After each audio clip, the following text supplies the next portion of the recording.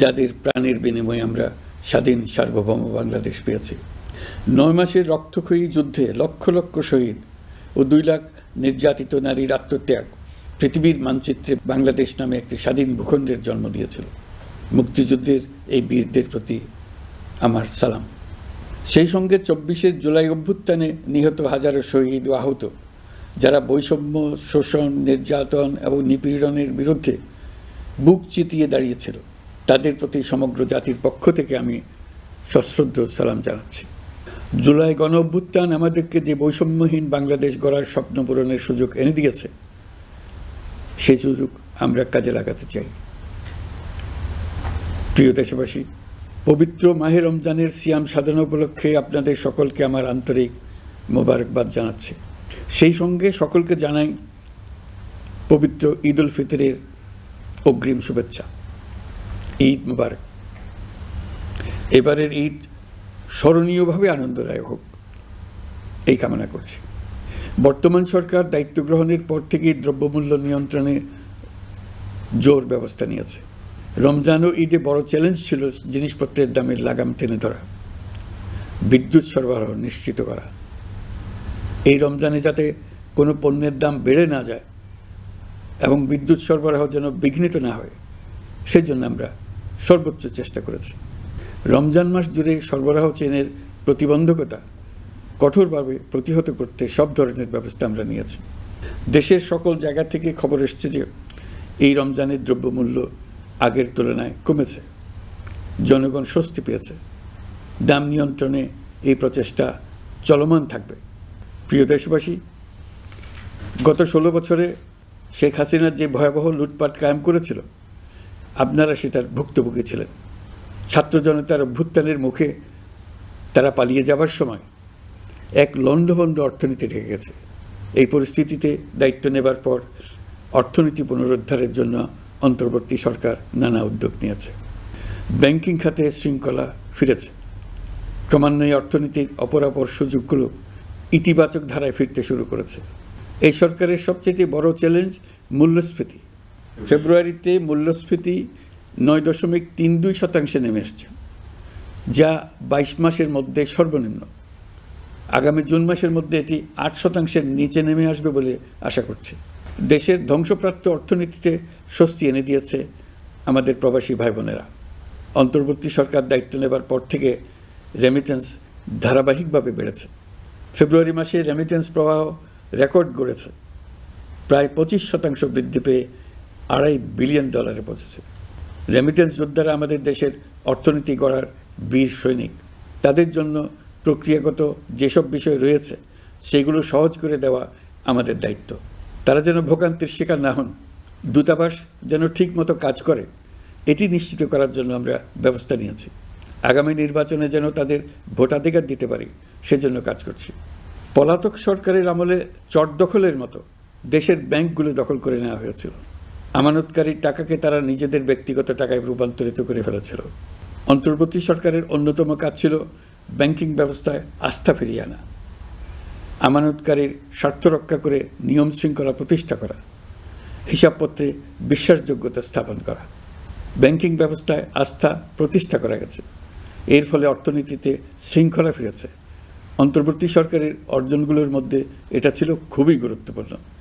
গত সরকারের লুটপাটের মহোৎসবে গত 15 বছরে $234 বিলিয়ন পাচার হয়েছে। এটা আমরা জানি। কত রকমভাবে পাচার হয়েছে তাও জানার বিষয়। অভিনব এক একটা পদ্ধতি ছিল। পাচারের একটা পদ্ধতি সবাইকে হতভম্ব করে দিয়েছে। এই পাচার হয়েছে বিদেশে অধ্যয়নরত সন্তানের কাছে টাকা পাঠানোর নামে। তিনি সন্তানের লেখাপড়ার জন্য এক সেমিস্টারের অর্থাৎ 3 মাসের খরচ বাবদ অফিসিয়াল ব্যাংকিং চ্যানেলে পাঠিয়েছেন $3.33 কোটি, অর্থাৎ প্রায় 400 কোটি টাকা। পাচারের এর চাইতে বেশি তাক লাগানো পন্থা আর কি আছে, তার কোনো সীমা আছে বলে আমার মনে হয় না। আইন, নিয়ম, নীতির জায়গায় যখন হরিলুট প্রতিষ্ঠিত হয়, তখন এমন সব কিছুই সম্ভব। এই অর্থ পাচারকারীদের দ্রুত আইনের আওতায় নিয়ে আসার লক্ষ্যে ইতিমধ্যে আন্তর্জাতিক তৎপরতা জোরদার করা হয়েছে। প্রিয় দেশবাসী, অন্তর্বর্তী সরকার পৃথিবীর বিভিন্ন দেশের শীর্ষস্থানীয় বিনিয়োগকারীদের সঙ্গে নিয়মিত বৈঠক করে যাচ্ছে। তারা বাংলাদেশের বর্তমান ব্যবস্থায় বিনিয়োগের বিষয়ে খুবই আগ্রহী। আশা করছি দ্রুততম সময়ে দেশে নতুন নতুন বিদেশি বিনিয়োগ আপনারা দেখতে পাবেন। সরকার দায়িত্ব নেওয়ার পর থেকে দেশে রপ্তানি 13% বেড়েছে। জানুয়ারিতে 7% কন্টেইনার হ্যান্ডলিং বেড়েছে। বাংলাদেশ বিনিয়োগ উন্নয়ন কর্তৃপক্ষ ইতোমধ্যে লাইসেন্সিং রিকোয়ারমেন্টস, প্রত্যাবাসন আইনসহ বিনিয়োগকারীদের যে সাধারণ সমস্যাগুলো রয়েছে সেগুলো সমাধানে কাজ শুরু করেছে। বাংলাদেশ বিনিয়োগ উন্নয়ন কর্তৃপক্ষ আগামী মাসে ঢাকায় 4 দিনব্যাপী আন্তর্জাতিক বিনিয়োগ সম্মেলন করছে। বিশ্ববিখ্যাত অনেক বিনিয়োগকারী এতে অংশ নেবেন। ইতিমধ্যে DP World, Singapore PSA, AP Moller Maersk কয়েক বিলিয়ন ডলারের বিনিয়োগের প্রস্তাব করেছে। অন্তর্বর্তী সরকার দায়িত্ব গ্রহণের পর থেকেই স্বতঃস্ফূর্তভাবে পৃথিবীর সকল সরকার আমাদের প্রতি বন্ধুত্বের হাত বাড়িয়ে দিয়েছে। এটা শুরু হয়েছিল গত সেপ্টেম্বরে জাতিসংঘের বার্ষিক বৈঠকে। আপনাদের মনে আছে বিশ্বের সরকার প্রধানরা কীভাবে আমাদের সঙ্গে আগ্রহ নিয়ে দেখা করতে এগিয়ে এসছে। তারপর থেকে যে কোনো সম্মেলনে গিয়েছি, দেখেছি আন্তর্জাতিক নেতৃবৃন্দের আগ্রহ কীভাবে ক্রমেই বেড়ে চলেছে।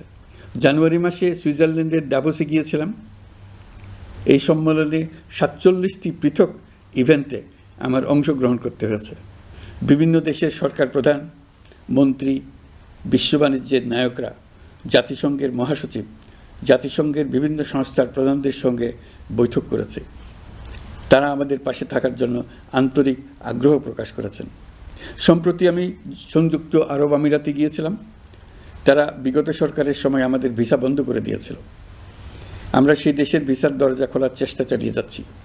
তারা আশ্বাস দিয়েছেন তাদের দিক থেকে সকল আনুষ্ঠানিকতা সম্পন্ন করে ভিসার দরজা উন্মুক্ত করবেন। আমি আশা করছি সেটা দ্রুতই উন্মুক্ত হবে। আমি সংযুক্ত আরব আমিরাতকে আমাদের দেশে শিল্প কারখানা গড়ে তোলার জন্য একটি শিল্পাঞ্চল করার প্রস্তাব দিয়েছি। তারা এই বিষয়ে আগ্রহ জানিয়েছে। শিল্পাঞ্চলে 2টি কাজ দিয়ে তারা শুরু করবে, এই জন্য কথাবার্তা শুরু হয়েছে। প্রথমে মুসলিম বিশ্বে সরবরাহের জন্য একটি হালাল গোশত প্রক্রিয়াজাত করার কারখানা করবে। এরপর মৎস্য প্রক্রিয়াজাতকরণের জন্য কারখানা স্থাপন করবে। তারা আমাদের নতুন সামুদ্রিক বন্দর পরিচালনা করার জন্যও আগ্রহ জানিয়েছে। প্রিয় দেশবাসী, বিশ্ব মানচিত্রে বাংলাদেশকে অনন্য উচ্চতায় নিয়ে যাওয়া আমাদের অন্যতম লক্ষ্য। এই লক্ষ্যে আমরা আসিয়ানের সদস্য হিসেবে যোগদান করার বিষয়ে আগ্রহের কথা জানিয়েছি। এই বছরের শুরু থেকেই মালয়েশিয়া আসিয়ানের চেয়ারম্যানের দায়িত্ব গ্রহণ করেছে। মালয়েশিয়ার মাননীয় প্রধানমন্ত্রী আনোয়ার ইব্রাহিমের সঙ্গে এই বিষয়ে কথা হয়েছে। তিনি আমাদের আবেদনের প্রতি সমর্থন জানিয়েছেন, আমাকে মালয়েশিয়া সফরের আমন্ত্রণ জানিয়েছেন। আমি এই আমন্ত্রণ গ্রহণ করেছি। মালয়েশিয়া রোহিঙ্গা সমস্যা সমাধানের জন্য জাতিসংঘের সম্মেলন আয়োজনের দায়িত্ব নিয়েছে। আমাদের দেশ থেকে শ্রমিক নিয়ে যাবার ব্যাপারে যে সমস্ত সমস্যার সৃষ্টি হয়েছিল সবগুলো সমাধানের জন্য আন্তরিকভাবে তারা কাজ করছে। আগামীকাল 4 দিনের সফরে আমি চীন যাচ্ছি। প্রেসিডেন্ট শি জিনপিংয়ের সঙ্গে আমার বৈঠক হবে। চীনের বড় বড় ব্যবসায়িক প্রতিষ্ঠানের সিইওদের সঙ্গেও বৈঠক করব। পৃথিবীর সর্ববৃহৎ চাইনিজ সোলার প্যানেল নির্মাতা প্রতিষ্ঠান লংজি বাংলাদেশে কারখানা স্থাপনের আগ্রহ জানিয়েছে। আমরা তাদের সঙ্গে কাজ করছি। এছাড়া প্রযুক্তিগত সহায়তা, মেডিকেল সহায়তা, স্বল্প মূল্যে চিকিৎসা সহ অন্যান্য বিষয়ে আলোচনা হবে। তারা আমাদের দেশ থেকে আম, কাঁঠাল ও পেয়ারা আমদানি করতে চায়। এটা খুব দ্রুতই শুরু হবে। এই সফরের মধ্য দিয়ে আমাদের 2 দেশের সম্পর্ক ঘনিষ্ঠতর হবে। আমি বরাবরই বলে এসেছি, আমরা মহা সৌভাগ্যবান এক জাতি। পৃথিবীর মানচিত্রে আমাদের অবস্থানের কারণে বাংলাদেশ, ভারত, নেপাল ও ভুটান, দক্ষিণ এশিয়ার এই 4টি দেশ মিলে একটি যৌথ অর্থনীতি গড়ে তুলতে পারলে 4 দেশই লাভবান হবে। নেপাল ও ভুটান আমাদের জলবিদ্যুৎ দিতে অত্যন্ত আগ্রহী, আমরাও নিতে আগ্রহী। বাংলাদেশের শিল্পাঞ্চল গড়ে তুলতে এর কোনো বিকল্প নেই। আমাদের রয়েছে এক বিস্তীর্ণ মহাসাগর। ভৌগোলিক অবস্থানগত কারণে আমাদের সামনে বিরাট অর্থনৈতিক সুযোগ এনে দিয়েছে। কুমিরা থেকে টেকনাফ পর্যন্ত দীর্ঘ উপকূল ভূমি। এই দীর্ঘ উপকূল জুড়ে বিরামহীনভাবে অনেকগুলি আধুনিক প্রযুক্তি সমৃদ্ধ আন্তর্জাতিক মানের সমুদ্র বন্দর, শিল্প কারখানা, রপ্তানি প্রক্রিয়াজাতকরণ এলাকা স্থাপন করা গেলে পুরো অর্থনৈতিক অঞ্চলের ভবিষ্যৎ দ্রুত পরিবর্তন সম্ভব। নেপাল থেকে জলবিদ্যুৎ আনতে পারলে জীবাশ্ম জ্বালানির উপর আমাদের নির্ভরশীলতা কমবে। বর্তমানে বিশ্ববাসী পরিবেশ রক্ষায় সচেতন, তারা এটাকেই সর্বোচ্চ অগ্রাধিকার দিচ্ছে। জীবাশ্ম জ্বালানির উপর নির্ভরশীলতা কমিয়ে পরিবেশ বান্ধব বিকল্প পাওয়া গেলে বিদেশি বিনিয়োগকারীদের আরও বেশি মনোযোগ আকর্ষণ করা যাবে। দেশের ক্রমবর্ধমান বিদ্যুৎ চাহিদার পরিপ্রেক্ষিতে রূপপুর পারমাণবিক বিদ্যুৎ কেন্দ্রের কাজ যথাসময়ে শেষ করার বেশি আমরা জোর দিয়েছি। রোসাটমের মহাপরিচালক আমাকে বলেছেন শিগগিরই বিদ্যুৎ কেন্দ্রটি পরীক্ষামূলকভাবে চালু করা হবে। আমাদের পণ্য পৃথিবীর পণ্য। এই পণ্য নেপালে যাবে, ভুটানে যাবে, ভারতের 7 সিস্টার্সে যাবে। প্রতিবেশীদের পণ্য আমাদের এখানে আসবে, সারা পৃথিবীর কাছে পৌঁছে যাবে। এইভাবেই এটি একটি লাভজনক অর্থনৈতিক অঞ্চল হিসেবে দাঁড়িয়ে যাবে। আর এই অঞ্চলের গুরুত্বপূর্ণ ভূমিকায় থাকবে বাংলাদেশ। বাংলাদেশের সবচেয়ে বড় সমস্যা সীমাহীন দুর্নীতি। স্বৈরাচারী সরকার এই দুর্নীতিকে বিশ্বের শীর্ষস্থানে নিয়ে গেছে। দুর্নীতির ফলে শুধু যে সবকিছুতে অবিশ্বাস্য রকম ব্যয়বৃদ্ধি পাচ্ছে তাই না, এর ফলে সরকার ও জনগণের সকল আয়োজন বিকৃত হয়ে যায়। সরকারের লক্ষ্য, নীতিমালা, প্রাতিষ্ঠানিক আয়োজন, সরকারি কর্মকর্তাদের দায় দায়িত্ব যা কিছু কাগজে লেখা থাকে তার সব কিছু অর্থহীন হয়ে যায়। দেশ চলে অলিখিত আয়োজনে। সরকারকে চলতে হয়, ব্যবসায়ীকে চলতে হয়, শিল্পপতিকে চলতে হয়, বিনিয়োগকারীকে চলতে হয়, দেশের সকল নাগরিককে এই অলিখিত নিয়মে চলতে হয়। নাগরিককে এই অদৃশ্য জগতের সঙ্গে মোকাবেলা করে টিকে থাকার বিদ্যায় পারদর্শী হতে সাধনা করতে হয়। দৈনন্দিন জীবনে টিকে থাকা এবং সাফল্য অর্জনের জন্য একটা নতুন ভাষা আয়ত্ত করতে হয়। চারদিকে কী শব্দ বলা হচ্ছে, কাগজে কি লেখা হচ্ছে তা মনে মনে দ্রুত অনুবাদ করে তার মর্মার্থ বুঝে নিতে হয়। তা না হলে দৈনন্দিন সিদ্ধান্ত নেওয়া যায় না। সবচেয়ে বড় মুশকিল হলো এর কোনো অভিধান নেই। কারণ ব্যক্তিবিশেষে, স্থান বিশেষে, পরিস্থিতি বিশেষে এর অর্থ ক্রমাগতভাবে পাল্টে যায়। পুরো বিশ্ব বুঝে গেছে আমরা জাতি হিসেবে সততার পরিচয় বহন করি না। এটা শুধু জাতীয় কলঙ্কের বিষয় নয়, আন্তর্জাতিক বাণিজ্যে এটা আত্মঘাতী বিষয়। দেশবাসীর মতো আন্তর্জাতিক সম্প্রদায়ও চায় আমরা দুর্নীতিমুক্ত হই, কারণ তারা আমাদের সঙ্গে ব্যবসা বাণিজ্য সম্প্রসারণ করতে চায়। দুর্নীতিমুক্ত হতে না পারলে ব্যবসা বাণিজ্য কিছুই চলবে না। দুর্নীতি থেকে মুক্ত হওয়া ছাড়া বাংলাদেশের কোনো গতি নেই। অন্তর্বর্তী সরকার সকল কাজ দুর্নীতিমুক্ত করতে সর্বোচ্চ অগ্রাধিকার দিয়ে যাচ্ছে। এই সরকারের মেয়াদকে দুর্নীতিমুক্ত রাখার চেষ্টার পাশাপাশি আগামী দিনেও দেশের নাগরিককে যেন সরকারের পৃষ্ঠপোষকতা দুষ্পুষ্ট দুর্নীতি থেকে মুক্ত রাখতে পারে সেই ব্যবস্থা নিশ্চিত করতে আমরা প্রতিশ্রুতিবদ্ধ। দুর্নীতি ও হয়রানি রোধে আমরা একটা বিষয়ের উপর গুরুত্ব দিচ্ছি।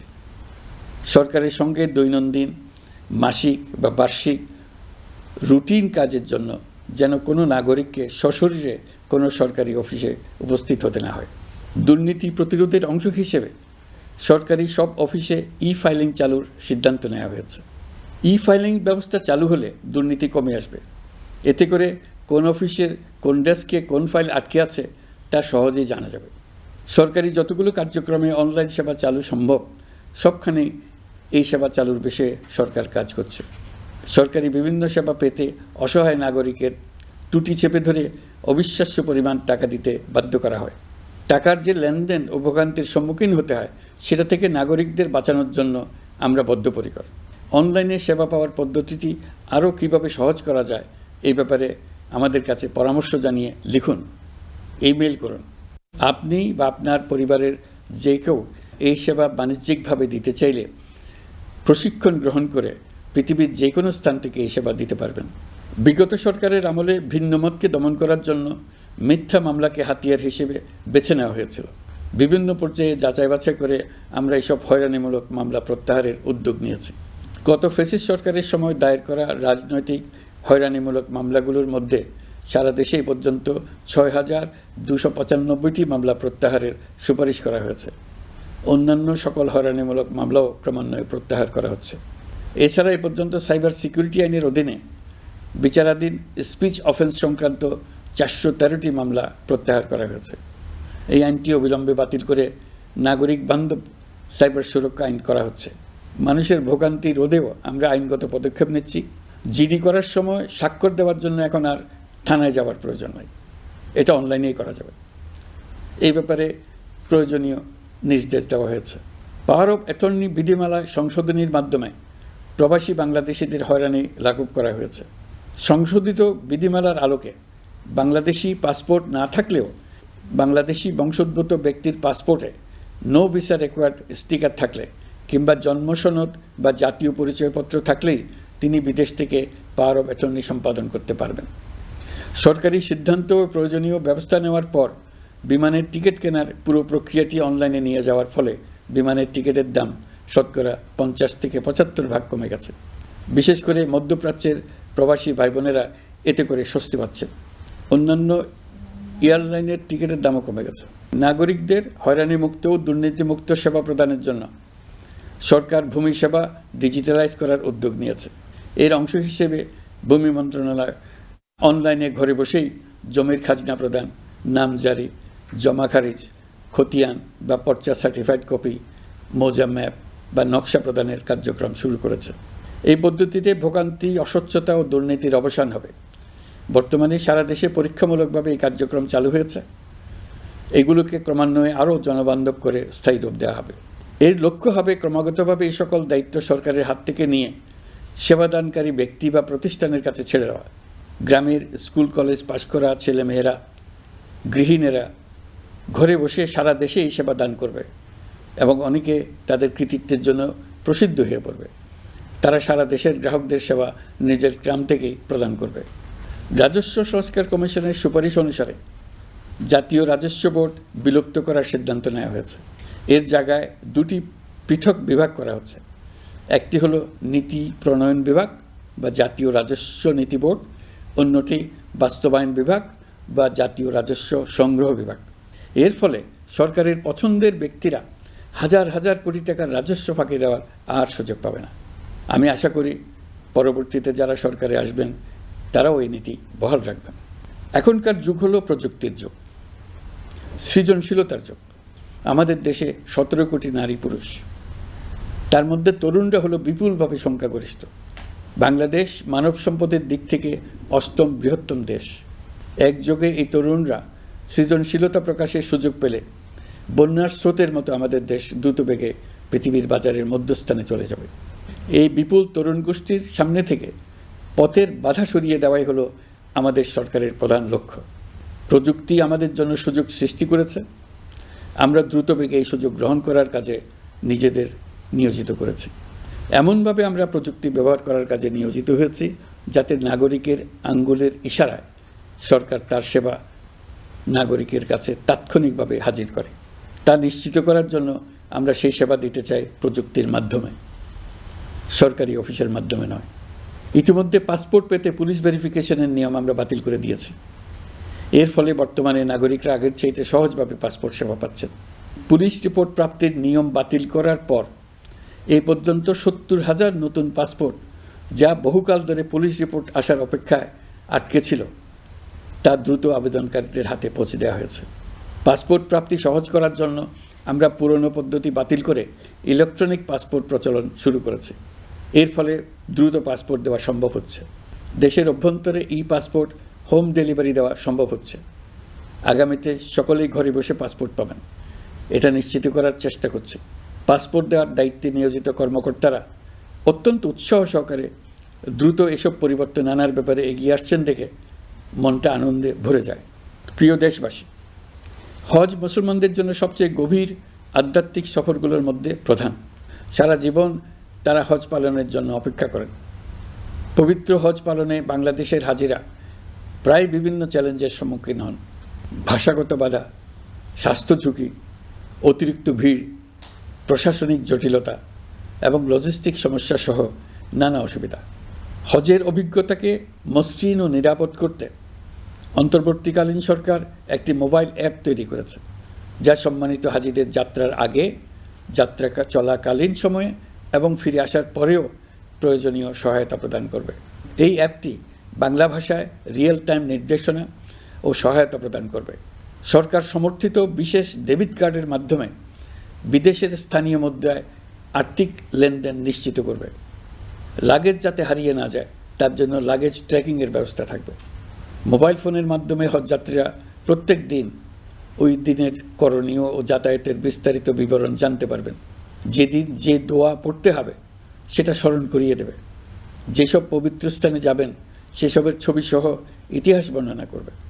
হাজিদের মনে কোনো প্রশ্ন জাগলে কল সেন্টারে ফোন করে সেই প্রশ্নের উত্তর পাবেন। শরীর খারাপ লাগলে ডাক্তারের সঙ্গে যোগাযোগ করিয়ে দেবে। সম্মানিত হাজিদের কোনো পরামর্শ থাকলে সেটা পরামর্শ পৃষ্ঠায় লিখে দিতে পারবেন। ভ্রমণের দৈনন্দিন ঝামেলার জন্য হজের মূল লক্ষ্যকে পরাজিত করতে না পারে তার জন্য সকল ব্যবস্থা এতে রাখা থাকবে। প্রিয় দেশবাসী, আপনারা শুনেছেন আমি স্টারলিংকের প্রতিষ্ঠাতা এবং বিশ্বের শীর্ষ ধনকুবের স্পেস এক্স ও টেসলার মালিক এলন মাস্কের সঙ্গে ফোনে আলাপ করে বাংলাদেশে স্টারলিংকের কার্যক্রম শুরু করার আহ্বান জানিয়েছি। সে অনুসারে কোম্পানির প্রতিনিধিরা এখন বাংলাদেশে তাদের কার্যক্রম শুরুর আয়োজন করছে। তাদের সঙ্গে 3 মাসের মধ্যে বাণিজ্যিক চুক্তি চূড়ান্ত করার কাজ চলছে। স্টারলিংকের মাধ্যমে স্বল্প মূল্যে উচ্চগতির ইন্টারনেট বাংলাদেশের ডিজিটাল জগতে একটা বিপ্লব আনবে। স্টারলিংক সেবা চালু হলে দেশের প্রতিটি গ্রাম, দ্বীপাঞ্চল, দুর্গম পাহাড়ি অঞ্চল অতি উচ্চগতির ইন্টারনেট সেবার আওতায় চলে আসবে। স্টারলিংক চালু হলে ভবিষ্যতে কোনো সরকার ইন্টারনেট সেবা বন্ধ করে মানুষকে আর তথ্যবন্দি করার কোনো সুযোগ পাবে না। বাংলাদেশের প্রতিটি অঞ্চলে বিশ্বমানের শিক্ষা, স্বাস্থ্যসেবা, অর্থনৈতিক ক্ষেত্রে সকল নাগরিকের অংশগ্রহণ নিশ্চিত করা যাবে। আমাদের নতুন প্রজন্ম দেশের যে কোনো প্রত্যন্ত অঞ্চলেই থাকুক না কেন তারা বিশ্ব নাগরিক হয়ে গড়ে ওঠার সুযোগ পাবে। সরকার যুব উদ্যোক্তা নীতি 2025 প্রণয়ন করেছে। এর লক্ষ্য হবে সামাজিক, অর্থনৈতিক ও পরিবেশগত অগ্রগতির মূল চালক হিসেবে তরুণ তরুণীদের ক্ষমতায়ন করা। এই নীতি টেকসই উন্নয়ন লক্ষ্যমাত্রা অর্জনের উপায় হিসেবে সফল উদ্যোক্তা তৈরিতে সহায়ক হবে। সামাজিক ও অর্থনৈতিক ক্ষেত্রে তরুণ উদ্যোক্তাদের অবদানকে স্বীকৃতি দেওয়া হবে। প্রিয় দেশবাসী, জাতিসংঘের মহাসচিব অ্যান্টনিও গুতেরেস কয়েকদিন আগে বাংলাদেশ সফর করেছেন। তাকে সঙ্গে নিয়ে আমি কক্সবাজারে রোহিঙ্গা ক্যাম্পগুলোতে গিয়েছি। ক্যাম্পে অবস্থানরত 1 লাখ রোহিঙ্গা শিশু, কিশোর, নারী, পুরুষ সবার সঙ্গে একসঙ্গে ইফতার করেছে। আমাদের প্রস্তাবে সম্মতি জানিয়ে আগামী সেপ্টেম্বর মাসে জাতিসংঘের সাধারণ অধিবেশনে রোহিঙ্গা সংকট নিয়ে একটি পৃথক অধিবেশন আয়োজন করার প্রস্তুতি নিচ্ছে। মালয়েশিয়া ও ফিনল্যান্ড যৌথভাবে এই সম্মেলনের আয়োজক হতে এগিয়ে এসছে। এর পাশাপাশি অস্ট্রেলিয়ার সাবেক ভারপ্রাপ্ত প্রধানমন্ত্রী জুলি বিশপকে আমি এই গুরুত্বপূর্ণ সভায় মুখ্য ভূমিকা পালনের জন্য আহ্বান জানিয়েছি। তিনি আমার প্রস্তাব গ্রহণ করেছেন। জাতিসংঘের মহাসচিব বাংলাদেশ সফরে এসে জাতীয় ঐকমত্য কমিশনের সদস্য, রাজনৈতিক দলের নেতৃবৃন্দ ও তরুণদের সঙ্গে পৃথক পৃথকভাবে বৈঠক করেছেন। বৈঠকে সবাই জাতিসংঘের মহাসচিবকে নতুন বাংলাদেশ গঠনের স্বপ্নের কথা জানিয়েছেন। আপনারা জানেন, পতিত স্বৈরাচারের নিপীড়নের বর্ণনা উঠে এসছে জাতিসংঘের মানবাধিকার বিষয়ক হাই কমিশনারের কার্যালয়ের রিপোর্টে। গত জুলাই-আগস্ট মাসে বাংলাদেশের ছাত্র, শ্রমিক জনতার উপর শেখ হাসিনা সরকার ও আওয়ামী লীগ যে দমন, পীড়ন ও হত্যাকাণ্ড চালিয়েছে এর পুঙ্খানুপুঙ্খ তদন্ত করে বিস্তারিত রিপোর্ট প্রকাশ করেছে তারা। এই রিপোর্টে স্পষ্টভাবে উঠে এসছে যে শেখ হাসিনা নিজেই নিরাপত্তা বাহিনীর কর্মকর্তাদের নির্দেশ দিয়েছিলেন বিক্ষোভকারীদের হত্যা করতে। বিগত সরকার, আওয়ামী লীগ ও আওয়ামী লীগের সহযোগী গোষ্ঠী ও সংগঠন একত্রিত হয়ে পরিকল্পিতভাবেই গুরুতর মানবাধিকার লঙ্ঘনে জড়িত ছিল। মানবাধিকার বিষয়ক হাই কমিশনারের রিপোর্টে বলা হয়েছে, বিক্ষোভ চলাকালে প্রায় 1400 জন নিহত হয়েছেন, যার মধ্যে প্রায় 13% শিশু। বিক্ষোভের সম্মুখ সারিতে থাকার কারণে আমাদের জুলাই কন্যারা নিরাপত্তা বাহিনী ও আওয়ামী লীগের সমর্থকদের দ্বারা আক্রান্ত হয়েছে, এমনকি যৌন নির্যাতনের শিকার হয়েছে। জাতিসংঘের রিপোর্ট পড়ে সবার গায়ের লোম দাঁড়িয়ে গেছে। কি ভয়াবহতা! কিভাবে একজন প্রধানমন্ত্রী নিজ দেশের নিরস্ত্র মানুষকে হত্যার পর লাশ লুকিয়ে ফেলার নির্দেশ দিতে পারে? ক্ষমতা আঁকড়ে রাখার জন্য তিনি পৃথিবীর সকল নিষ্ঠুরতা ছাড়িয়ে গেছেন। এটাই জাতিসংঘের প্রতিবেদনে উঠে এসছে। মানবাধিকার বিষয়ক হাইকমিশনার কার্যালয়ের এই রিপোর্টকে আমরা স্বাগত জানাচ্ছি। প্রতিবেদনে যে সুপারিশ করা হয়েছে, অন্তর্বর্তী সরকার সেই সুপারিশগুলো গুরুত্বের সঙ্গে বিবেচনা করছে। আপনাদেরকে আশ্বস্ত করে বলতে চাই, যারা গণহত্যায় জড়িত ছিল, যারা নির্বিচারে মানুষ হত্যা করেছে, যারা ইতিমধ্যে হত্যাকারী হিসেবে বিশ্বের কাছে স্বীকৃত, তাদের বিচার এই দেশের মাটিতে হবেই। প্রিয় দেশবাসী, আপনারা জানেন অন্তর্বর্তী সরকার দায়িত্ব নেবার পর থেকেই গণমাধ্যম ও সোশ্যাল মিডিয়ায় গুজবের যেন এক মহোৎসব চলছে। দেশকে অস্থিতিশীল করার জন্য একের পর এক মিথ্যা তথ্য ছড়িয়ে দিয়ে জনগণকে বিভ্রান্ত করার চেষ্টা চলছে। অভিনব সব প্রক্রিয়ায় গুজব ছড়ানো হচ্ছে। এক ছবির সঙ্গে অন্য ছবি জুড়ে দেওয়া হচ্ছে, ঘটনা একটা, ছবি আরেকটা, এরকম ফটোকার্ড বানিয়ে অন্য দেশের ঘটনাকে এ দেশের ঘটনা হিসেবে চালিয়ে দিয়ে সোশ্যাল মিডিয়ায় তোলপাড় করে ফেলছে। যতই নির্বাচন কাছে আসবে, এর রূপ আরও ভয়ঙ্কর হতে থাকবে।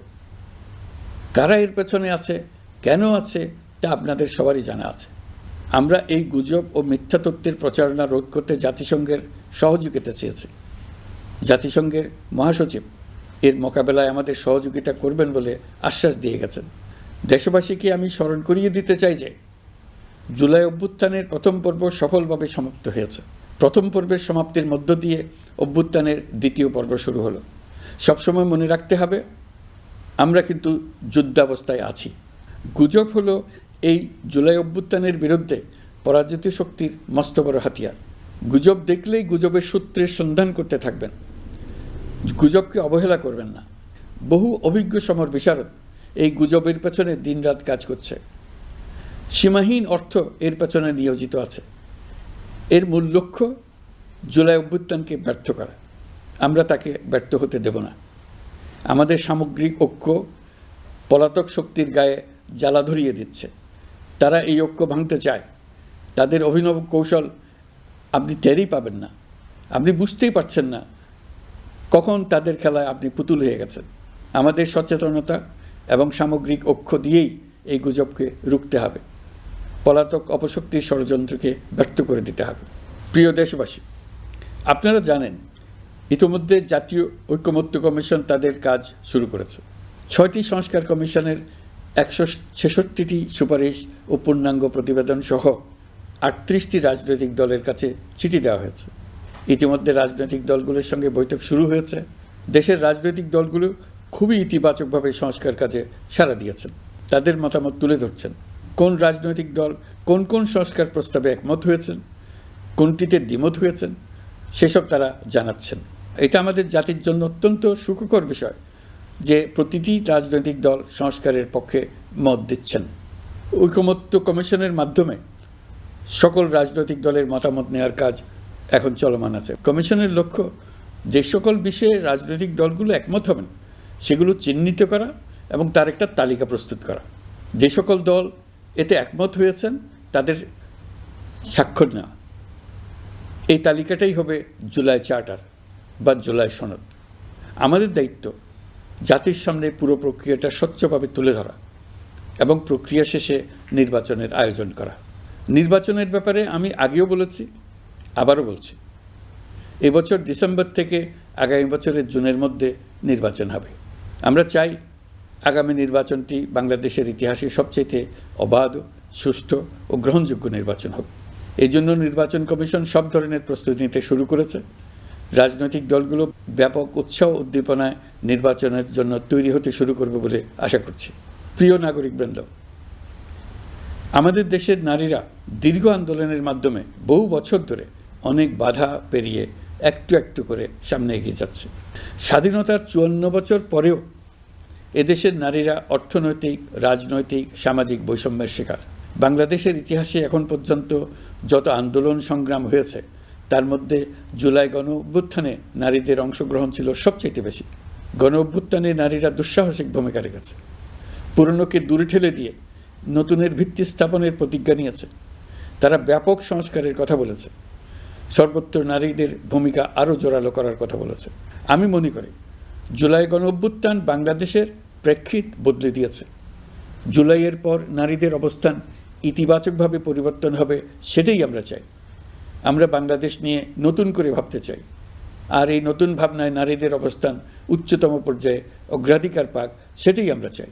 পরিবারের সকল সদস্য, পাড়া প্রতিবেশী, ধর্মীয় প্রতিষ্ঠান, স্কুল, আপনারা আপনাদের নিজ নিজ অবস্থান থেকে ছেলে শিশু ও মেয়ে শিশুর মধ্যে যেন কোনো বৈষম্য সৃষ্টি না হয় তা নিশ্চিত করুন। আসুন নতুন বাংলাদেশে সবাই মিলে শিশুদের জন্য সুস্থ পরিবেশ নিশ্চিত করি। জুলাই গণ অভ্যুত্থানে অংশ নেওয়া নারীরা তাদের অধিকার প্রতিষ্ঠার ব্যাপারে দৃঢ় প্রতিজ্ঞ। দেশে বিরাজমান বৈষম্যগুলো চিহ্নিত করে নারীর প্রতি সহিংসতা প্রতিরোধ ও বৈষম্য নিরসনে আমাদের প্রত্যেককে একসঙ্গে কাজ করতে হবে। নারীর প্রতি বিদ্বেষমূলক কথাবার্তা, নারীকে খাটো করে রাখার প্রবৃত্তি যারা ধারণ করে তাদের বিরুদ্ধে সামাজিক আন্দোলন গড়ে তোলা প্রয়োজন। আধুনিক প্রযুক্তি সকল প্রকার বাধা ভেঙে দেওয়ার মহাশক্তি আমাদেরকে দিয়েছে। সেই বাধা যত শক্তই হোক, যত উঁচুই হোক, সকল দূরত্ব গোছানোর জন্য প্রযুক্তিকে অবশ্যই যেন আমরা ব্যবহার করতে আরম্ভ করি। নারীদের সুরক্ষায় পুলিশ হটলাইন নম্বর চালু করেছে, সরকারের পক্ষ থেকে শর্ট কোড চালু করা হচ্ছে, কল টেকার হিসেবে শতভাগ নারী কর্মীদের নিয়োগ দেওয়া হচ্ছে যেন নির্দ্বিধায় কথা বলা যায়। নারী ও শিশু নির্যাতন দমন আইন সংশোধন হয়েছে, এইসব মামলার তদন্ত ও বিচারের সময় কমিয়ে আনা হয়েছে, বিচার বিলম্বে বাধা দূর করা হচ্ছে। ঢাকার পাশাপাশি চট্টগ্রাম ও রাজশাহীতে ডিএনএ ল্যাব স্থাপনের কাজ চলছে। খুব দ্রুতই বিশেষ জুডিশিয়াল সার্ভিস কমিশনের মাধ্যমে নতুন অনেক বিচারক নিয়োগ দেওয়া হচ্ছে। ভিকটিম শিশুরা যাতে দ্রুত বিচার পায় সেজন্য আলাদাভাবে বিশেষ ট্রাইব্যুনাল স্থাপনের বিধান রাখা হয়েছে। দেশের সবার মতো আমি অত্যন্ত আনন্দিত যে এবার নারী ফুটবল টিম দক্ষিণ এশিয়া চ্যাম্পিয়ন হয়েছে। দেশ জুড়ে আয়োজিত তারুণ্যের উৎসব 2025-এ বিভিন্ন অঞ্চল থেকে 27,40,000 মেয়েরা প্রায় 3,000 খেলা ও সাংস্কৃতিক কর্মকাণ্ডে অংশগ্রহণ করেছে। উৎসবে দেশের সুবিধাবঞ্চিত ও সুবিধাপ্রাপ্ত অঞ্চল, প্রান্তিক জনগোষ্ঠী এবং 21টি নৃগোষ্ঠীর তরুণ তরুণী সহ সকলের সার্বজনীন অংশগ্রহণ ছিল। এই উৎসবের অন্যতম লক্ষ্য ছিল তরুণদের মধ্যে ঐক্য গড়ে তোলা, সহযোগিতার নীতি প্রচার এবং তাদেরকে উদ্যোক্তা হিসেবে গড়ে তোলা, যাতে করে তারা আত্মনির্ভর হতে পারে, দেশের সম্পদ হিসেবে গড়ে উঠতে পারে। আমরা তারুণ্যের এই উৎসব সারা বছর জুড়ে উদযাপন করার ঘোষণা দিয়েছি। এই উৎসবে আমরা গ্রাম, উপজেলা, শহর, বন্দর সকল এলাকার আবাল বৃদ্ধ বনিতাকে এবং স্কুল, কলেজ, মাদ্রাসার সরকারি বেসরকারি সকল প্রতিষ্ঠানের সবাইকে নানা প্রকারের সৃজনশীল কর্মসূচি নিয়ে এগিয়ে আসার জন্য আমি অনুরোধ জানাচ্ছি। প্রতিটি এলাকায় এই উৎসবে যোগদান করতে মেয়েদের যেন বিশেষভাবে উৎসাহিত করা যায় সেজন্য সকলকে আহ্বান জানাচ্ছি। কোথায় এটা কিভাবে উদযাপিত হচ্ছে সেই ব্যাপারে জানার জন্য আমি আগ্রহ নিয়ে অপেক্ষা করলাম।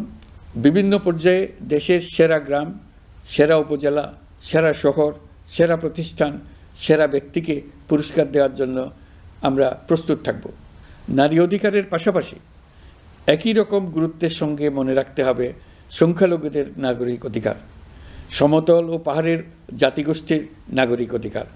কারো কোনো নাগরিক অধিকারকে অবহেলা করলেই এই জাতির জন্য মহা সংকট সৃষ্টি হবে। নাগরিক হিসেবে আমরা কেউ যেন অন্য নাগরিকের অধিকার হরণের দায়ে অভিযুক্ত হতে না পারি, সেই ব্যাপারে আমাদের নিশ্চিত থাকতে হবে। তাহলেই সত্যিকার নতুন বাংলাদেশ জন্ম লাভ করবে। সবাইকে আবারও আমার সালাম জানিয়ে আমার বক্তব্য শেষ করছি। আসসালামু আলাইকুম। সবাইকে স্বাধীনতা দিবসের অভিনন্দন জানাচ্ছি। পবিত্র মাহে রমজানে মহান আল্লাহর অশেষ মেহেরবানি আমাদের উপরে বর্ষিত হোক। এবারের শবে কদরের পবিত্র রজনীতে মহান আল্লাহ যেন তাঁর সকল বান্দার মোনাজাত কবুল করেন তা প্রার্থনা করছি। একই সঙ্গে পবিত্র ঈদে সকলকে জানাই ঈদ মোবারক। ঈদে পরিবার পরিজন নিয়ে নির্বিঘ্নে ও আনন্দ সহকারে নিজ নিজ বাড়ি যাবেন, আত্মীয় স্বজনের কবর জিয়ারত করবেন, গরিব পরিবারের খোঁজ খবর নেবেন, তাদের ভবিষ্যৎ ভালো করার জন্য চিন্তাভাবনা করবেন, আপনার সন্তানদের সঙ্গে তাদের পরিচয় করিয়ে দেবেন, এই কামনা করছি। ঈদের জামাতে দলমত নির্বিশেষে সবাই যেন পরাজিত শক্তির সকল প্ররোচনা সত্ত্বেও সুদৃঢ়ভাবে ঐক্যবদ্ধ থাকেন, সেজন্য আল্লাহর কাছে মোনাজাত করবেন, এই আহ্বান জানাচ্ছি। সকলের জীবন সার্থক হোক, আনন্দময় হোক। মহান আল্লাহ আমাদের সহায় হন।